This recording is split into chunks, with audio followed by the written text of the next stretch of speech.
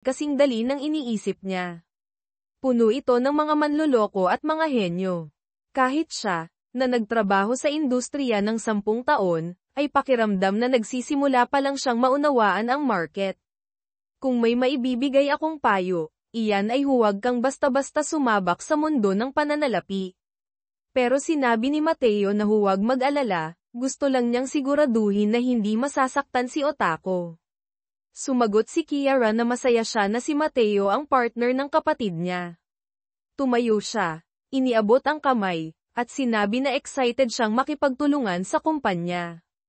Agad na nakipagkamay si Mateo at sinabing masaya rin siyang makatrabaho si Kiara. Sa puntong iyon, si Kiara ay opisyal ng may hawak ng 3% ng kumpanya. Game na. Trabaho na. Sinimulan nilang pag-isipan kung saan sila mag-i-invest. Si Kiara, medyo pagod, ay nagsabing, okay. Kaya nga nandito ako. Alam nilang hindi sapat ang magtrabaho ng mag-isa. Kailangan nila ng buong team para sa kanilang investment company. Si Kiara ay nagsimulang magpadala ng impormasyon mula sa Golden Gate tungkol sa mga posibleng lugar ng pag-i-invest. Sandali lang, hindi ba illegal iyon? Mukhang parang ginagamit ni Kiara ang data sa Golden Gate para makapagbigay ng impormasyon sa OTA. Sino ang nagsabing walang pera sa krimen, di ba? Mukhang ang impormasyon ay tungkol sa Fourth Industrial Revolution, mga bagay tulad ng artificial intelligence, digital society, at iba pa. Tulad natin, ang dalawang lalaki ay mukhang tuliro, sinasabing wala silang naiintindihan. Doon nila naisip ang tawagan ng isang kaibigan, ang taong dating nalugi sa binary options pero tumulong sa kanila dati. Inimbitahan nila ito sa isang barbecue party. Pero sa pagkakataong ito, dumating siya na nakasot, mukhang napakabihis. Tinanong nila kung ano ang plano niya, pero sinabi lang niya na may malaki siyang plano, pero sa araw na iyon, siya ang magbabayad ng lahat. Enjoy lang kayo, sabi niya. Tinanong nila kung nagtatrabaho pa rin siya sa dati niyang trabaho para makabayad ng bills. Hindi na, sagot niya. Bayad na lahat. Mateo, nagulat, ay tanong kung paano iyon nangyari. Ang sagot, dahil sa inyo. Ipinaliwanag niya na ang impormasyon tungkol sa pagtigil ng produksyon ng L6 ang nagbigay sa kanya ng pagkakataon. Tinanong ni Mateo kung nag-invest din ba siya laban sa Samsung. Hindi, sagot niya. Akala ko lang papalitan nila ang battery ng L6, kaya ang mga kumpanya na gumagawa ng battery ang maaapektuhan. Kaya inilagay ko ang lahat ng natitira ko, maliban sa 28,000 peso. All or nothing. Mateo, impressed, ay tanong kung magkano ang kinita niya. Ano kaya ang sagot? Narinig ng lalaki ang tanong at sinagot sila. Huwag kayong magpanik. 6 na milyong peso, 150 milyong won, sa unang tingin, parang maliit ang halaga, pero tandaan ito, nagsimula lang siya sa 28,000 peso. Napakalaking kita iyon. Bukod pa rito, si Mateo ay nagbigay lang ng isang random na komento tungkol sa barbecue, at ang lalaki, gamit ang kaunting impormasyon na iyon, ay nakakita ng oportunidad at nakabangon mula sa kawalan. Pagkatapos ng tagumpay na iyon, ipinaliwanag ni Sang-hyuk na nabayaran na niya ang lahat ng utang niya, bumili ng bagong suit, at naghahanda para sa isang interview. Dumating ang sandali kung saan tinanong si Mateo kung magkano ang kinita nila. Biglang kinakabahan si Mateo. Paano ko sasagutin ang tanong na iyon? Ayaw niyang ibunyag ang buong halaga, hanggang sa sinabi ni Sang-hyuk ng walang pakundangan, sigurado akong nasa halos 20 bilyong peso, 500 bilyong won. Ipinaliwanag ni Sang-hyuk na narinig niya mula sa isang kaibigan sa financial industry na may isang kumpanya sa ibang bansa na naglagay ng 520 milyong peso laban sa Samsung, at inakala niyang sila iyon. Agad silang tumanggi, oo nga naman. Parang kaya naming mag-invest ng ganoong kalaking pera. Hindi kami baliw. Pero pinaalala ni Sang-hyuk, naalala ko, ang kaibigan mo dito ay nawala ang 10,000 Bitcoin, na sa halaga ngayon ay sapat para pondohan ang ganitong uri ng investment. Hindi makapaniwala si Mateo na naaalala pa ng lalaki ang ganoon ka-specific na detalye mula noon. Pero, maging tapat tayo, lahat ay alam ang kwento ng pagkawala ni Otako ng 10,000 Bitcoin. Hindi siya tumigil sa pagsasabi kung gaano niya kinasusuklaman ang cryptocurrency pagkatapos noon. Pagkatapos, sinabi ni Sang-hyuk, pero siguro hindi kayo iyon. Anyway, iyon ay isang kumpanya sa ibang bansa. Agad na sumang-ayon si Mateo. Oo, tama.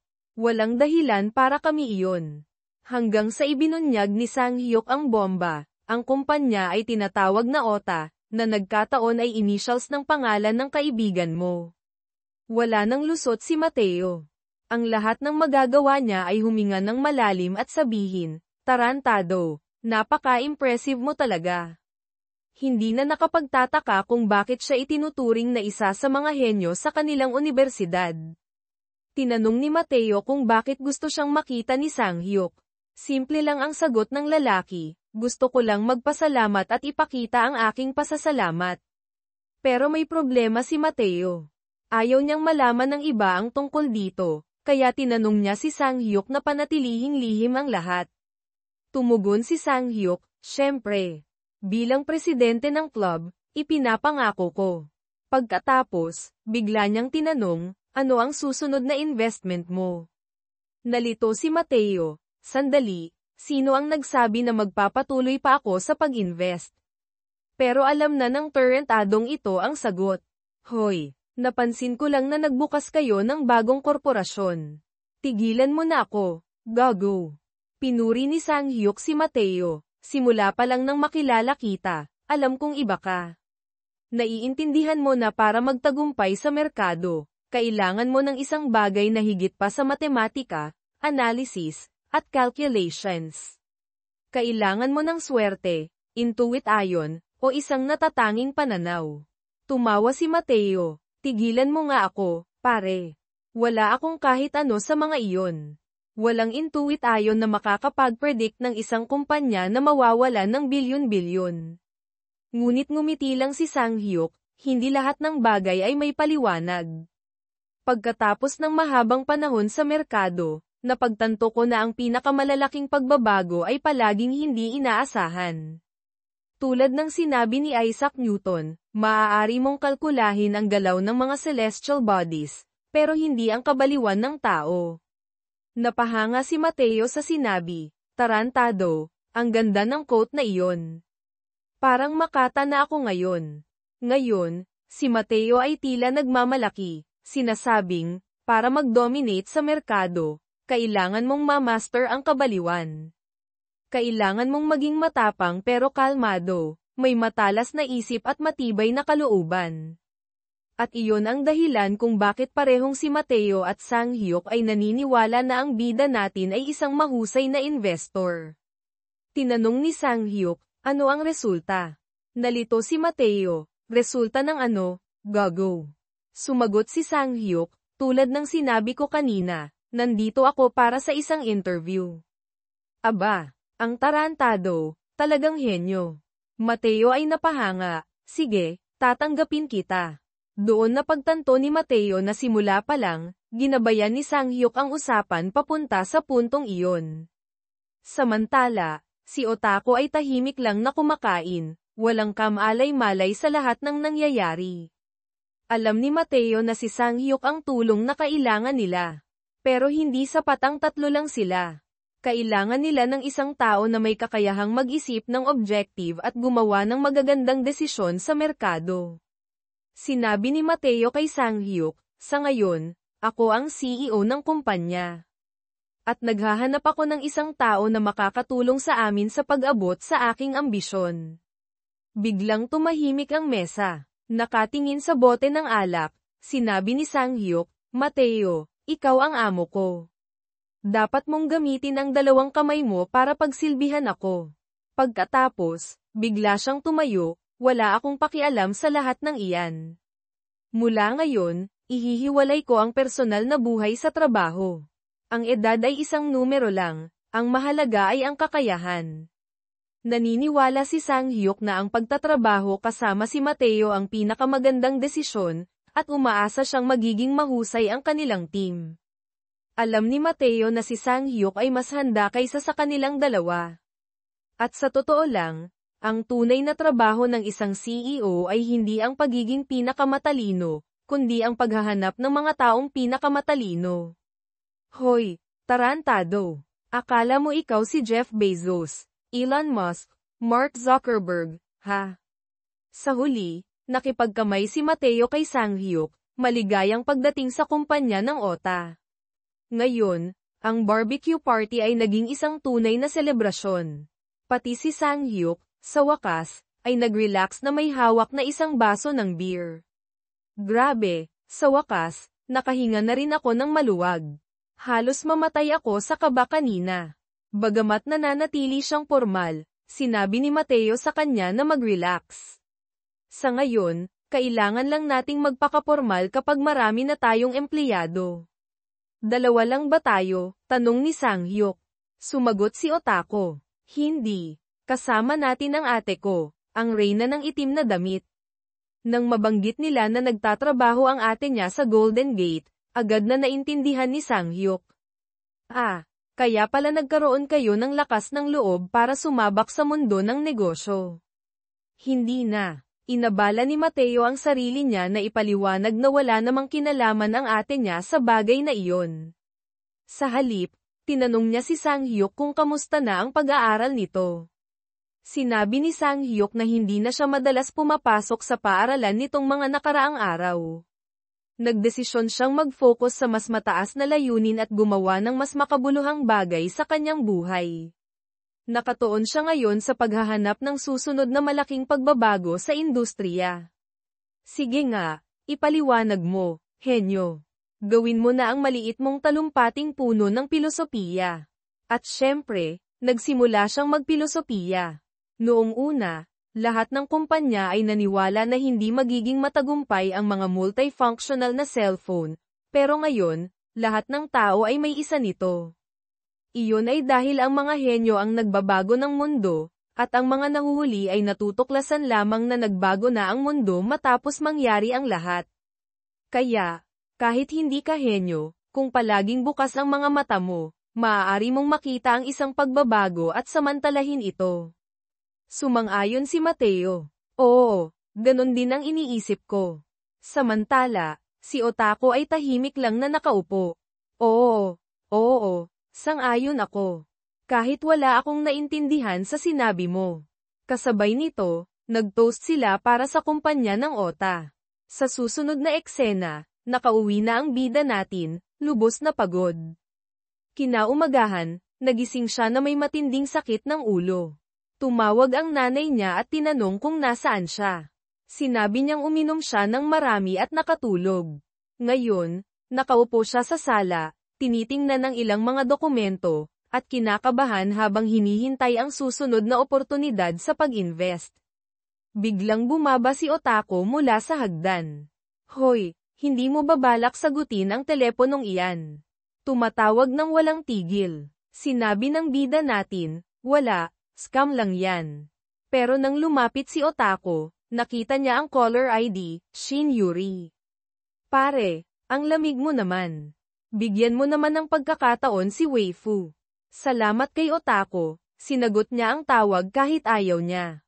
Pagkasagot niya, agad na tanong ng babae, blinak mo ba ang number ko?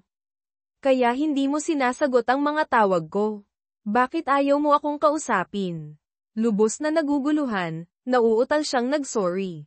Samantala, nakahiga si Yuri sa sofa, mukhang maganda at elegante.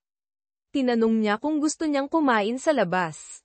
Gusto raw niyang magpasalamat sa kanya dahil binalaan siya nito na ang L6 ay ihihinto na ang produksyon. Nang sinabi niya kung saan sila magkikita, bigla itong sumigla. Nakuha niya ang address at sinabing maghihintay siya doon. Eksaktong sandali na iyon, bumulong si Otako sa kanya, sino si Shin Yuri? Bilang CEO ng $1 bilyong na kumpanya, dapat maging maingat ka sa mga taong kinakausap mo. Itinulak lang siya ni Mateo. Junior ko lang siya, gago. Pero patuloy pa rin siyang tinukso ni Otako mula sa likod, huwag mong kalimutan ang responsibilidad mo sa kumpanyang ito. Ang problema ng bida natin ay nang tingnan niya ang wallet niya, kaunti na lang ang laman nito, at wala pa siyang company card para ma-access ang pondo ng kumpanya, dahil lahat ng ito ay nasa pangalan ng tarantadong si Otako. Para siyang pulubi na lumapit kay Otako, humihingi ng pera para makalabas. Nagdrama si Otako. Anong silbi ng bilyon-bilyong dolyar kung lahat ng ito ay nakatenga sa kung anong foreign bank account? Sa huli, napabuntong hininga si Otako at binigyan siya ng 4,000 peso, 100,000 won. Pero nang hahawakan na niya ang pera, biglang hinigpitan ni Otako ang hawak dito. Sa susunod na eksena, nakatayo siya sa harap ng subway station, at dumarating si Shin Yuri. Ang maliliit at payat niyang mga binti ay gumagalaw na parang isang gasela. Nasaan na ang Yuri na mukhang relaxed sa sofa? Ngayon, mukhang napakaganda niya, at halatang kapansin-pansin siya dahil lahat ng lalaki sa paligid ay nakatitig sa kanya. Sa restaurant, inamin niya, hindi ko inakala na pupunta ka ng ganito kalayo para lang makipagkita sa akin. Ipinaliwanag niya, lumipat lang ako malapit dito kasama ang isang kaibigan. Agad siyang ngumiti, so magkalapit na pala tayo ngayon. Kailangan nating magkita ng mas madalas. Tarantado, mukhang master siya sa pang-aakit. Pakiramdam ni Mateo ay kakaiba ang sitwasyon. Hindi niya inakalang magiging ganito ka-friendly ang babaeng ito, lalo na sa lahat ng narinig niya tungkol sa kanya. Sa teorya, hindi siya ang tipo ng taong palakaibigan. Kaya bakit niya inimbitahan ang bida natin para sa ganitong engranding pagkain? Habang kumakain siya ng ramen, nag-iisip ang bida natin. Tarantado, ang ganda mong kumain. Napakagandang tanawin. Malinaw na hindi rin normal ang takbo ng isip niya ngayon. Pagkatapos kumain at mag-ayos, sinabi niyang siya na ang magbabayad, pero mariing tumanggi si Yuri. Hindi. Ako ang nag-imbita sa'yo, kaya ako ang magbabayad. Sa kalye, nagpasalamat siya sa kanya sa pagpunta. Sinabi niyang nagsawa na siyang kumain mag-isa. Tinanong niya kung bakit. Ipinaliwanag niyang mag-isa lang siyang nakatira. Pagkatapos, itinuro niya ang isang condominium complex. Ito ang mismong building na tinitirhan niya. Lubos siyang nagulat. Isa ito sa pinakamahal na residential area sa lugar, at malinaw na may sarili siyang unit doon. Pare, mayaman siya. Pagkatapos, inimbitahan niya siyang pumunta sa kanyang unit. Kung ako iyon, hindi ko tatanggihan. Sinabi niyang maganda ang daanan papunta roon at may isang perpektong coffee shop malapit dito. Sa daan, tinanong niya kung gaano na siya katagal nakatira doon. Ibinunyag niyang doon siya lumaki. Lumipat lang siya ng maikli dahil sa renovation, pero bumalik siya 6 na buwan na ang nakalipas. Nang marinig ito, agad na napagtanto ni Mateo, hindi siya nangungupahan, malamang na pagmamayari niya ang lugar na iyon. Nasaan ang mga magulang mo? Tanong niya. Ipinaliwanag niyang nasa ibang bansa ang mga ito dahil sa trabaho. Tarantado, perpekto ba ang babaeng ito? Lubos na na-curious, tinanong niya ang presyo ng unit.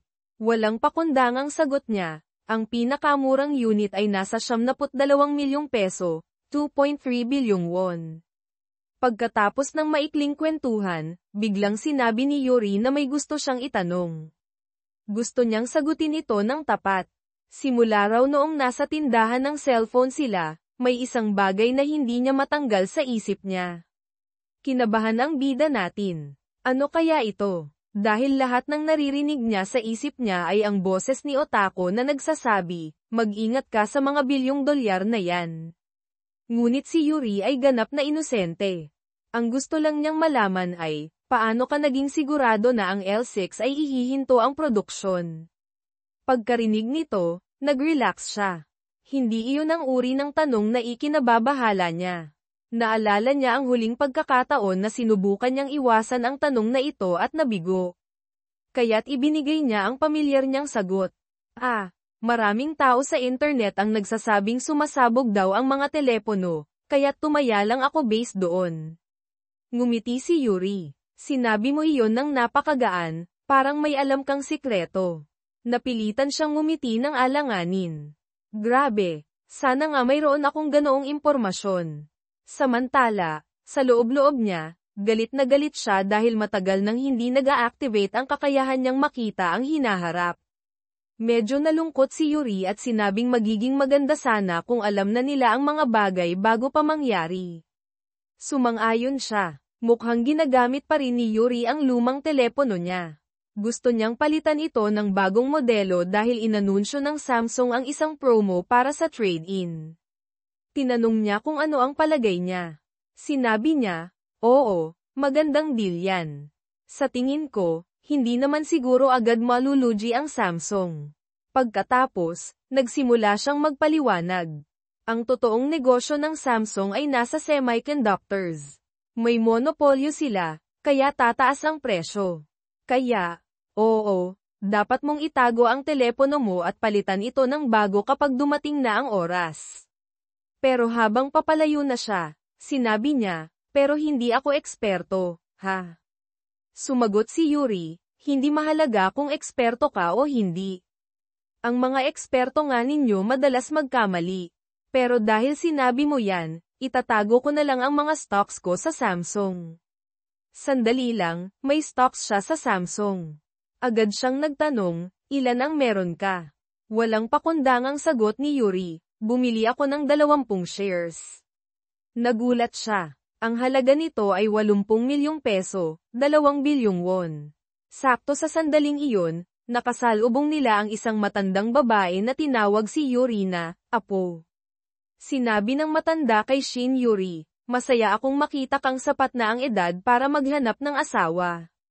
Nagulat si Yuri. Sandali lang. Ano po, kaka-20 ko pa lang. Hindi pa ako mag-aasawa. Pero ngumiti lang ang matanda at sinabi, sa edad ko, ang 20 ay tamang panahon para magpakasal at magkaanak. Samantala, si Mateo ay nananatiling tulala sa katotohanang mayroon siyang 80 milyong peso na stocks. Pagkatapos, binigyan ng matanda si Yuri ng kaunting pera. Kunin mo na, tulad ng dati. Wala nang nagawa si Yuri kundi magpasalamat at itinago ito. Pagkaalis ng matanda, ipinaliwanag ni Yuri, siya ang kapitbahay ko mula pa noong bata ako. Lagi niya akong tinutulungan. Lumabas na ang matanda ay nagmamay-ari ng 3 unit sa kondominium na iyon at ilang iba pa sa lugar kung saan nakatira ang kanyang mga anak. Hindi lang siya isang ordinaryong matanda, napakayaman niya. Ang kwento ng matanda, 40 taon na ang nakalipas, bumili siya ng ilang bahay, tumaas ang presyo, kaya't nagbenta siya ng ilan, bumili ng bago, at inulit ang proseso. Ngayon, nakakuha siya ng 19,000% na kita sa loob ng 40 taon. Oo, inabot siya ng 4 na dekada, pero ngayon, komportable na ang buhay niya sa kanyang pagtanda. Ipinaliwanag ni Mateo, sa esensya, isa siyang IPO investor. Naglalagay siya ng pera sa mga kumpanya noong maliit pa lang ang mga ito, at kapag lumaki na sila, kumikita siya ng malaki. At sa sandaling iyon, nagkaroon siya ng ideya. Nagtaka si Yuri. Ano iyon? Ngumiti lang siya. Sa wakas, alam ko na ang gagawin natin. At bigla siyang umalis. May plano pa sana silang magkape, pero tumakbo na siya. Kawawang babae. Plano pa naman niyang imbitahin siya sa loob para makita ang sala, kusina, at baka pati ang kwarto. Pero ngayon, henyo sa pananalapi. Tumayo lang siya roon, maganda gaya ng dati, at napabuntong hininga. Ang tarantadong ito, lagi na lang biglang nawawala. Samantala, literal na tumatakbo si Mateo sa lungsod. Nag-text siya kay Otako, i-check ang listahan. Pagkarating niya sa bahay, sumigaw siya, tumigil ka na sa paglalaro ng video game, gago. Alam ko na kung ano ang gagawin natin. Tinanong ni Otako, may premonition ka ba? Umiling si Mateo, wala. Doon niya ipinaliwanag ang teorya na katulad ng sa kondominium, ang ideya ay mag-target ng mga bagong kumpanya o mga kumpanyang dumadaan sa malaking restructuring at mag-invest sa kanila. Sa ganitong paraan, Maaari nilang maabyutan ang mga ito bago pa tumaas ng husto ang halaga ng mga ito. Pero mas interesado si Otako sa isang partikular na detalye. Kaya, kwento mo pa ang tungkol sa muntik mo nang makapasok sa unit ng junior mo. Itinulak lang siya ni Mateo sa gilid. Mag-focus ka sa mahalagang bagay, gago. Ito ang Industrial Revolution. Parang kung paanong pinalitan ng kotse ang kabayo, tinanggal ng Airbnb ang mga hotel, at winasak ng Uber ang mga taxi. Kailangan nating hanapin ang mga bagong startup na nagsisimula pa lang at malapit ng magdulot ng revolusyon. Pagkatapos ng mahabang paliwanag, sa wakas ay sinabi ni Otako, sige, gets ko na. Ang problema ay ang ganitong uri ng investment ay sobrang hirap para sa kahit sino, maliban sa kanila. Dahil mayroon silang kakayahang makita ang hinaharap. Kailangan lang nilang tiyakin na mag-a-activate ang premonition ni Mateo habang sinusuri ang mga bagong startup. Ngunit ngayon ay bagong taon na. Dumating ang nanay niya at nagluto para sa kanila. Lahat ay emosyonal, masaya ng sobra. Walang gustong bumalik sa pagiging walang-wala. Makalipas ang ilang sandali, naghanda na siyang umalis. Tinanong niya kung nagustuhan ba nito ang bagong bahay. Sinabi nito sa kanya na, masaya siya. Paborito ito ng tatay mo, sabi niya. Ngumiti si Mateo. Niyakap siya ng ina at sinabing, huwag kang gagawa ng kalokohan, ha? Sumakay siya sa kotse, kumaway, at tapos na. Balik sa trabaho. Ang kwarto ay magulo pa rin, puno ng mga papel sa lahat ng sulok. Patuloy pa rin silang naghahanap ng mga investment. Ang turrentadong premonition na iyon, matagal nang hindi nagpapakita. Ang dalawang gago ay kunwaring nagtatrabaho, naghihintay lang na mag-activate ang vision of the future. Ang tanging investment na ginawa nila kamakailan ay ang mga ipinadala ng reyna ng opisina, si Kiara. Sa kabila ng kanyang talento at katalinuhan, mahirap paniwalaan na kapatid siya ng turrentadong si Paulo. Pinuno ni Mateo ng mga bagong kumpanya ang mesa, umaasang magpapakita ang premonition, pero wala pa rin. Maraming oras ang lumipas, nakatulog na si Paulo sa sofa habang naglalaro ng Nintendo Switch. Si Mateo naman ay hawak pa rin ang mga papel, nararamdaman ang kakaibang enerhiya sa kanyang mga palad. Bigla niyang hinampes ang mga papel, sinusubukang gisingin ang turrentadong si Paulo. Gising. Trabaho na. Hindi pwedeng nakaupo ka lang dyan nang walang ginagawa dahil lang hindi mo nakikita ang hinaharap. Sumigaw si Paulo pabalik. Ano ka ba, baliw? Ngumisi si Mateo. Biro lang. Ngayon, ikalat mo na lahat ng mga papel na ito sa sahig. Nagiging mas sensitibo ang pakiramdam niya, at kahit papaano, may pakinabang si Paulo sa bagay na ito. Kaya't ikinalat ni Paulo ang lahat ng papel sa sahig. Dumaan ang kamay ni Mateo sa mga papel. Ang ilan sa mga papel ay walang reaksyon. Agad niyang sinabi sa kaibigan, tanggalin mo na lahat ng walang kwentang papel na ibibigay ko sa'yo. Kung ang isang papel ay hindi nag-activate ng kanyang pakiramdam, itatapon nila ito. Isa itong labanan ng tibay. Pero ang turrentadong si Paulo, iniisip na ang tibay ay problema ni Mateo, hindi sa kanya, kaya't wala siyang pakialam. Makalipas ang ilang oras, sa wakas naramdaman ni Mateo ang isang bagay. Hinawakan niya ang isang papel, at nag-activate ito. Nang maramdaman niya ang enerhiya, itinapon niya ito sa gitna ng mesa. Ang natitira, pinunit lahat. Ang tambak ng papel ay patuloy na dama-dami, kasabay ng mga balot ng pagkain. Ang araw ay naging gabi, ang gabi ay naging umaga, at nanatili pa rin si Mateo roon, nakabaon sa dami ng papel. Samantala, ang turrentadong si Paulo ay abala pa rin sa pagpili ng karakter sa kanyang laro. Pagkalipas ng 10 araw, ang tambak ng papel ay lumiit ng malaki, pero marami pa rin. Sinabi ng kaibigan niya, pare, magpahinga ka naman. Hindi ka tumigil kahit saglit. Pero umiling si Mateo. Hindi, nasa momentum na ako. Tatapusin ko ito. Nagkibit balikat si Paulo. Sige, bahala ka. Pagkatapos, nag-cheer siya, level up na ako sa game. Samantala, Nagsisimula ng magdilim ang paningin ni Mateo. Konti na lang. Kailangan ko lang magpursige ng kaunti pa. Bigla, siyang nakita ang sarili sa isang kalawakan, lumulutang sa ibabaw ng isang lawa. Sa harapan niya, lumitaw ang isang gintong unicorn. Sandali lang. Unicorn. Hindi ba iyon ang tawag sa mga startup na nagiging $1 na kumpanya? Tumakbo ang nilalang sa harapan niya, tumalon, at iniwan ang isang mensahe, FAAI. Sandali lang. Hindi ba iyon ang esports platform para sa CS:GO? Ang nag-oorganisa ng mga tournament. Nag-i-invest ba sila sa esports? Pagkatapos, lumitaw ang iba pang pangalan, Halfpoint, M-Pizza, EDM Entertainment. Sandali lang. Lahat ng ito ay malapit nang sumabog ang halaga. Ito na. Sa wakas, natagpuan niya ang hinahanap niya. Kinabukasan, nagising siya sa kama. Gaano katagal akong natulog? Tanong niya. Sumagot si Paulo, mga 20 oras. Umupo si Mateo. Nakakita ako ng mga unicorn sa panaginip. Pero biglang dumilim ang ekspresyon niya. Pero hindi ko maalala ang mga detalye. Diyos ko. Pinalo ni Paulo ang balikat niya. Huwag kang mag-alala. Sinulat ko ang mga pangalan na binabanggit mo habang natutulog ka. At least, iyon ang naisip niyang nangyari. Pero hey, mukhang may mga pangalan na silang maaaring simulan. Nag-i-invest sila sa mga pribadong kumpanya.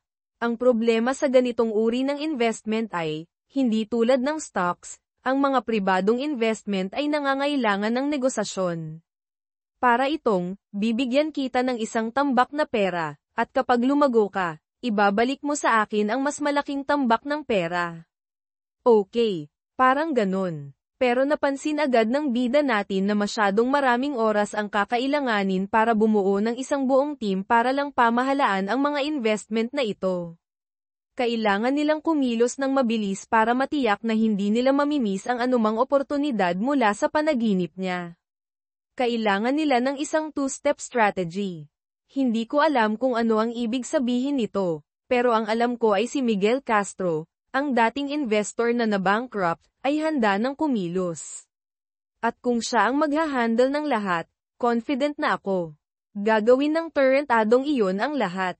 Tinawag siya sa meeting na ito at sobrang kinakabahan, pero kalmado siya nang makita sa loob ng kwarto ang bida natin at ang reyna ng maikling palda, si Kiara. Mukhang gusto nilang gamitin ang reputasyon ng Golden Gate para magtayo ng tiwala bilang mga investor. Binanggit ni Kiara na ang paghawak sa bagay na ito ay magkakahalaga ng 1.8% ng kabuoang capital investment. Bukod pa rito, ang komisyon para sa isang investment na 20 bilyong peso ay aabot ng hindi bababa sa 360 milyong peso. Habang nakikinig si Miguel sa mga numerong ito, lubos siyang nagulat. Ang mga batang ito ay naglalaro sa isang level na ganap na naiiba. Nahihiya pa siya sa perang binanggit niya noong araw na iyon. Habang sinusubaybayan ang buong meeting, natatakot siya. Iniisip na si Mateo ay talagang malayo ang mararating. Ang tanging problema para kay Mateo ay hindi na sila maaaring mag-invest sa pamamagitan ng OTA, tama ba? Dahil ang kumpanyang iyon ay hindi maaaring malink sa kahit ano sa Pilipinas. Kung gusto nilang makakuha ng pansin bilang mga malalaking investor, makakatulong ito sa marketing, pero mas payapa ang buhay nila kapag walang nakakaalam kung sino ang kumikita ng lahat ng perang iyon. Bukod pa rito, mas mabuti ito para sa seguridad ng pamilya nila, halimbawa na lang ang nanay niya, si Elena. Nagkomento si Paulo na ang ganitong klase ng investment ay magiging napakahirap. Doon sinabi ng bida natin na iyon ang eksaktong dahilan kung bakit mayroon siyang isang tiyak na strategy, at sinabi kay Miguel na tumigil sa pagtayo sa pintuan at pumasok na. Namula si Miguel, nag-sorry, at pumasok. Pagkatapos, awkward siyang nagpakilala sa reyna ng maikling palda, na tumugon ng, "Nice to meet you," at ipinakilala ang sarili bilang Kiara. Inisip niya na isa siyang napaka-impressive na tao. Kasabay nito, sinimulan ni Mateo ang pagtalakay sa plano ng kumpanya at inanunsyo sa kanila na magtatayo sila ng isang investment subsidiary ng OTA. Siyempre, sila ang magpopondo ng lahat.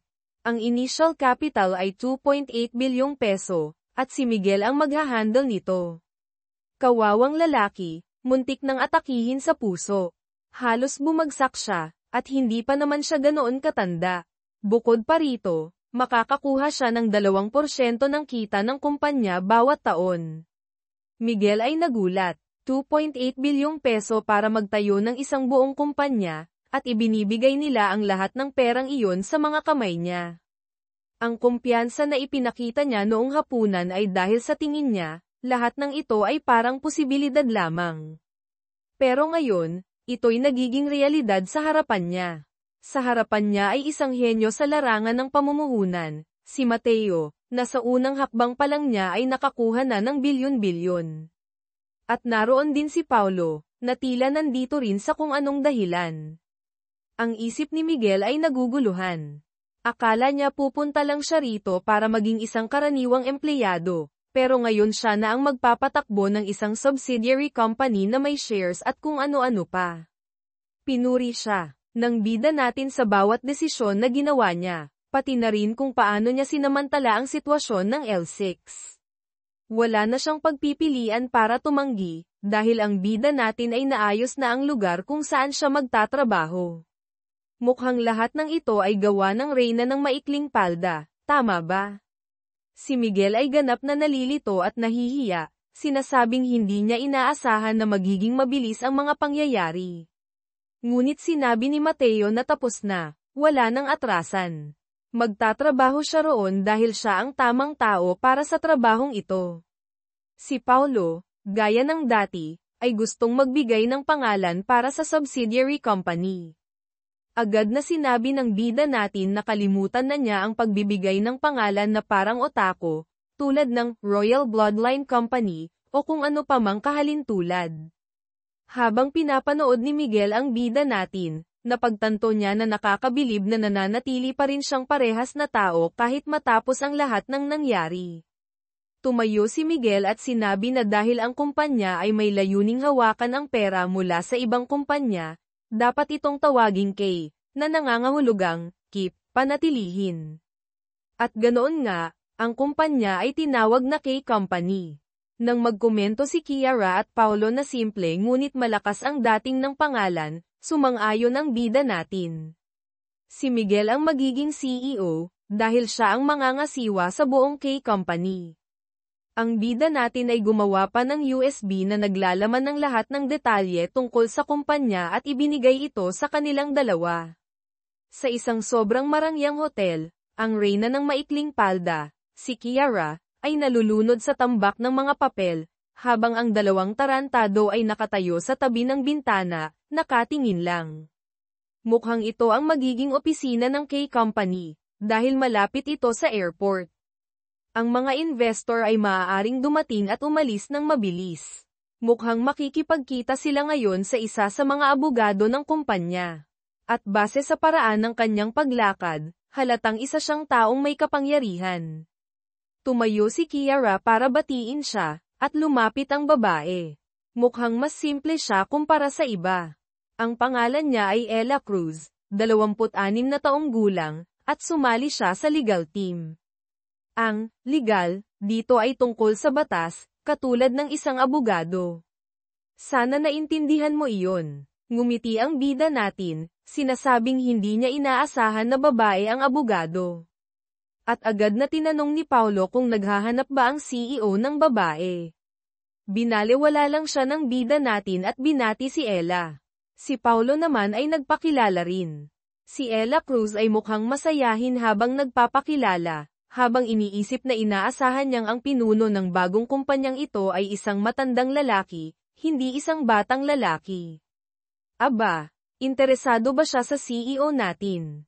Sa likod ng bida natin, si Paulo ay nakatitig ng matindi.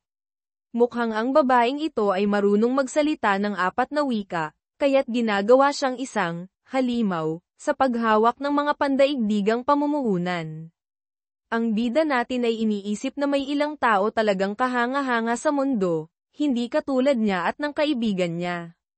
Ipinaliwanag ni Kiara na sinabi na niya kay Ella ang lahat, at alam niyang walang sino man ang maaaring makaalam na nagtatrabaho siya para sa kanila habang nasa Golden Gate pa rin. Pagkatapos, tinanong ni Kiara kung paano balak ng bida natin na hawakan ang mga meeting. Magpapakita ba siya ng personal o mananatiling lihim? Sumagot siya na titignan niya ang bawat isa sa mata at aalamin kung sino ang sasali sa kumpanya. Tumango si Kiara at sinabing, "Perpekto."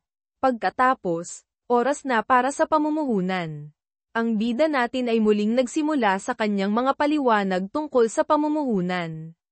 Sa esensya, simple lang ito, kung bibili ka ng maraming kumpanya, mas marami kang kontrol pero mas mataas ang panganib. Kung bibili ka ng mas kaunti, mas mababa ang kontrol mo, kaya't mas mababa ang panganib, pero hindi mo maipapagana ang mga bagay ayon sa gusto mo. Parang ganito, ang bida natin ay nakaupo sa gilid ng mesa, mukhang medyo nalulula. Hindi siya sanay magsuot ng suit, at sa totoo lang, nakakatakot ang makipagkita sa lahat ng kumpanyang ito. Samantala, ang dalawang babae sa tabi niya ay kalmado lang, parang naglalakad lang sa parke.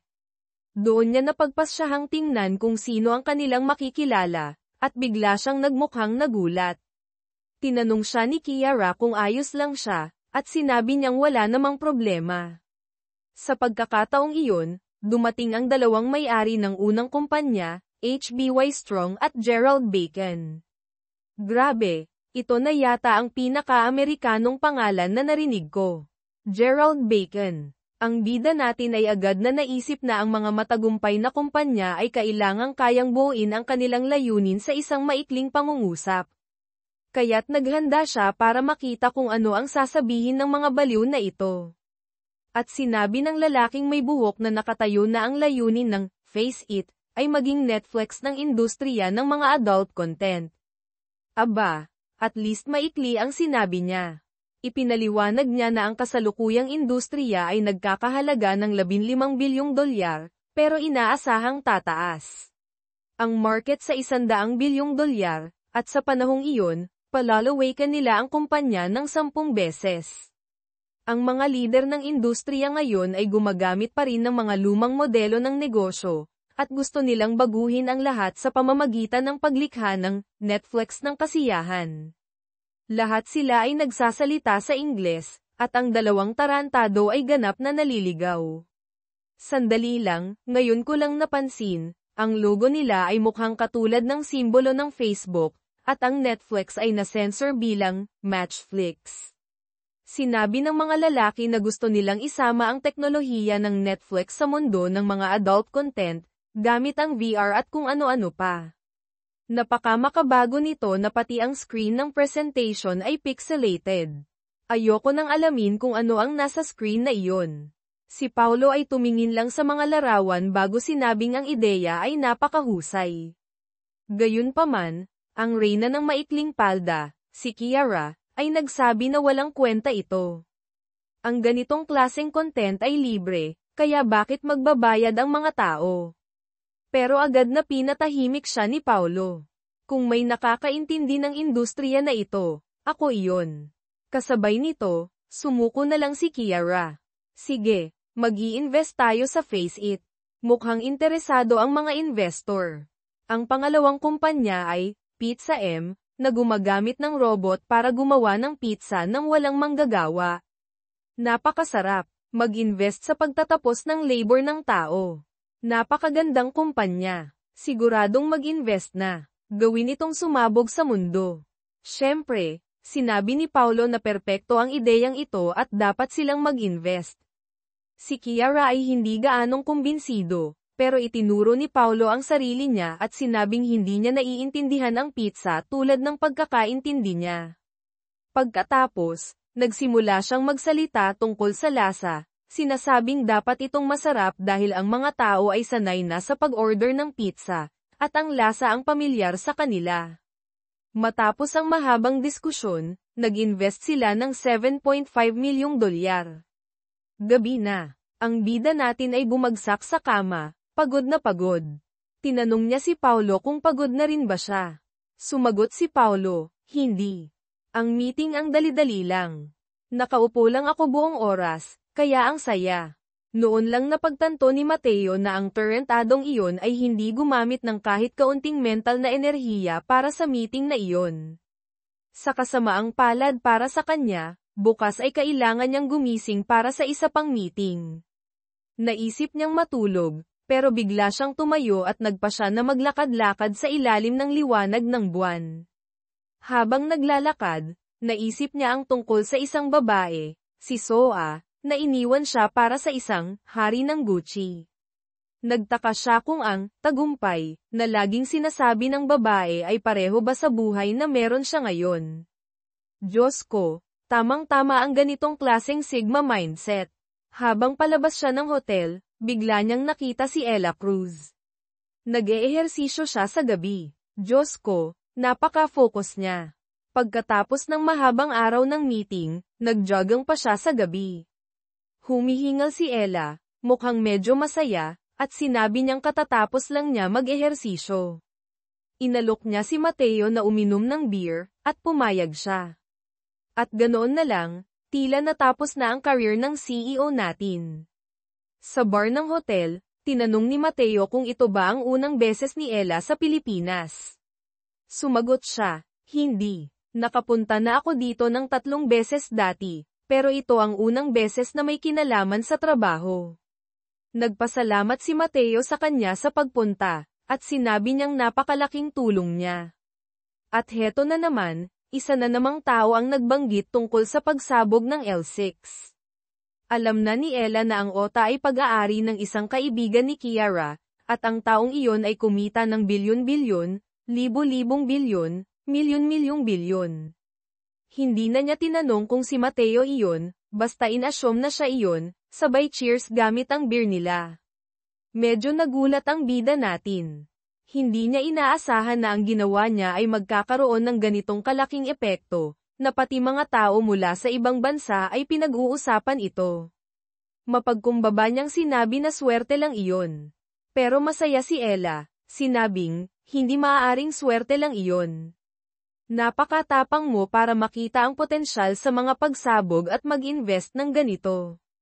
Habang iniisip niya ito, naalala niya si Paulo, na siyang nang ulit sa kanya na mag-invest at naniwala sa kakayahan niya. Nakakatawa para kay Ella na iniisip ng mga tao na ang OTA ay isang Japanese company dahil ang pangalan nito ay tunog, Otako. Pagkatapos, naubos na ang inumin ni Ella. Sinabi niyang gusto sana niyang manatili ng mas matagal, pero may kailangan silang gawin kinabukasan. Balik sa hotel. Diyos ko, may eksena pa ng mabagal na elevator. Akala ko may mangyayari. Bakit kaya may ganitong eksena kung wala namang mangyayari? Sandali lang. Teka, huminto si Ella at bumalik. May gusto siyang itanong kay Mateo. Lumapit siya ng medyo malapit at tinanong, sino ang paborito mong aktor? Mukhang naguluhan si Mateo at pinindot na lang ang button para isara ang elevator. Ano ba ang inaasahan niyang? Sagot, hindi ko alam. Ang alam ko lang, kinabukasan na. Isa na namang meeting, at ngayon, may mga lalaki mula sa China na may bitbit na ideya. Ito ay sina Shimei at Yao Xing, na nagmumungkahi ng pamumuhunan sa industriya ng transportasyon sa China. Ayon sa kanila, sa ilang lugar, ang mga truck ay bumabalik ng walang laman pagkatapos mag-deliver, kaya nais nilang gumawa ng isang app na makakapag-compute ng perpektong ruta para matiyak na ang bawat truck ay bumalik ng may kargamento. Sa kanilang app, bababa ang gastos sa logistics ng 30%. Si Kiara ay tila may pagdududa sa kakayahan nilang mag-manage ng isang malaking negosyo. Sinubukan ng isa sa mga lalaki na magpaliwanag, sinabing pati ang gobyerno ay interesado sa pagsuporta sa kanila, at nagsimula silang magtalo. Noon naramdaman ni Mateo na medyo nagiging tensyonado ang atmosphere sa silid. Pagkatapos, nagsalita si Ella Cruz, sinabi sa kanila na pinapansin nila at pinahahalagahan ang plano nila. Biglang sumaya ang mga lalaki. Akala nila walang sino man sa silid ang nakakapagsalita ng Chinese, kaya nahirapan sila sa kanilang pilit na Ingles. Nang magsimula si Ella na magsalita, napansin ni Mateo na bumuti ang mood ng lahat, Dahil syempre, mas komportable silang magsalita sa kanilang sariling wika. Dahil dito, naging maayos ang negosasyon at natapos ang lahat. Gaya ng dati, ang bida natin ay nakaupo lang sa silid na parang engot, pawis na parang naligo, habang wala namang ginagawa. Si Kiara ay talagang kahanga-hanga. Kailangan niyang matuto mula sa reyna ng maikling palda. Makalipas ang ilang sandali, sa banquet hall ng hotel, ang pinakamagagandang pagkain lang ang nakahain sa mesa. Sinabi ng bida natin na sa wakas ay makakapagpahinga na sila, at tinanong si Kiara kung ano ang plano niya. Si Paulo ay mukhang may sasabihin, pero bigla siyang tinusok sa mukha gamit ang tinidor. Diyos ko, mag-ingat ka naman, bata. Pero ang pinaka-interesado sa pagtatanong ay si Ella Cruz, na gustong malaman kung may plano ba ang bida natin. Sinabi niya na wala. Pagkatapos, tinanong siya ni Ella, may problema ba kung ipasyal mo ako sa Seoul? Agad na tumaas ang kilay ni Kiara. Hindi ba't parang isang imbitasyon sa date iyon? Hindi mapipigilan si Ella Cruz. Ngumiti siya ng may bahagyang pang-aasar. Pwede mong intindihin ng ganon. Pagkatapos, tinanong niya si Mateo, pumapayag ka ba? Sumagot si Mateo ng oo. Agad na umalis si Ella. Okay, maghanda ka para sa maliit nating date. Kita tayo pagkatapos ng isang oras. Ang bida natin ay natulala, ganap na naguluhan. Diyos ko, wala siyang ideya kung ano ang nangyari. Ang lakas ng epekto ng pagkakaroon ng 274 na bilyong peso sa bangko. Makalipas ang ilang sandali, nakatayo siya sa lobby na parang NPC, hanggang sa may tumawag sa pangalan niya. Ito si Ella Cruz, maayos at elegante. Parang iniwan ng kaluluwa ang katawan ni Mateo. Hindi ko alam kung in love siya o may ibang nangyayari, pero ang alam natin ay gusto ni Paulo na ipahiram ang sasakyan niya. Mukhang hindi natuwa ang bida natin, dahil ang sasakyan ay puno ng sticker ng anime. Sinabi niya kay Paulo na huwag sirain ang pagkakataong ito, pero sinabi lang ni Paulo, enjoyin mo ang date. Perfect ito. Ibinigay niya ang susi. Alagaan mo si Kumi-chan, ha? Kumi-chan ang pangalan ng sasakyan ni Paulo. Wala nang ibang pagpipilian, tinanggap na lang ni Mateo. Kaya't ngayon, tumatakbo siya sa highway gamit ang isang sasakyan na puno ng sticker ng Wayfo. Tinanong niya si Ella kung saan niya gustong pumunta.